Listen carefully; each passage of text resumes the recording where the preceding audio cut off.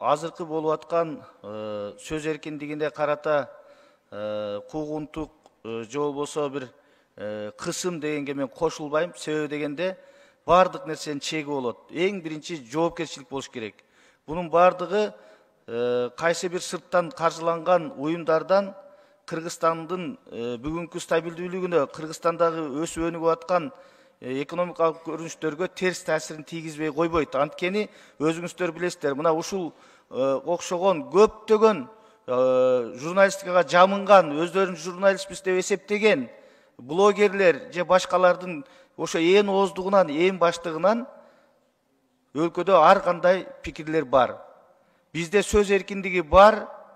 Ким каалаганын айта алат, дей алат. Мына азыр ошонун бир далили биздин урматтуу кесиптешибиз дагы өзүнүн оюн ачык айтты. Бул жерде ким эмнени айтам десе, мына трибуна турат, микрофон турат, айтыш керек.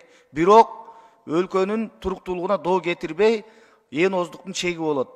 Мына менин дарегиме эле канчалаган сын пикирлер айтылып атат. Мен журналист катары мурдагы бирөөнү да сотко берген жокмун, бирөө менен соттошкон жокмун. Мен сөз эркиндигин коргойм, мен сөз эркиндигин сактоого аракет кылам, мен сыйлайм. Бирок жоопкерсиздик мамиле жазаланыш керек. Сөзсүз түрдө мыйзам иштеш керек.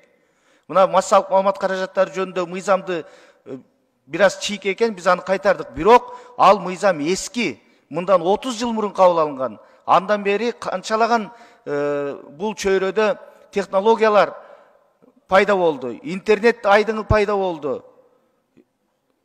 Эмне деген телеграм каналдар пайда болду, сайттар пайда болду. Булар боюнча ал мыйзамда, эски мыйзамда каралган эмес. Азыр бардыгы замандын, учурдун талабына жараша бардыгы жаңыланыш керек. Сөзсүз түрдө сөз эркиндиги болуш керек, корголуш керек. Эң биринчи сөз болгон дейт, сөз атасы өлбөсүн дейт. Кыргыз эли, кыргыз журту сөзгө маани берген. Кыргызда абдан жакшы сөз бар. Баш кесмек бар, тил кесмек жок деп. Бирок ошол тилди туура, калыс айтыш керек. Анан кийин Кыргызстандагы бир жакшы нерсени жазбаса, бир жакшы нерсени көрбөсө, айтпаса, анан бир адамдар эле чыгып сүйлөп койсо, айтып койсо, анын артынан комиссия түзө берген, башка кыла берген, мен бул туура эмес деп ойлойм. Депутаттар андай майда чүйдөгө аралашпаш керек. Эгерде бир саясатчы же мамлекеттик кызматчы ошондой пикирлерди айтса, албетте анда комиссия түзсөк болот. Ошон үчүн мен ойлойт элем, бул бардыгы мыйзам чегинде жүргүзүлүп атат, сабыр кылыш керек. Кимдин күнөөсү бар, кимдин күнөөсү жок экенин сот аныктайт.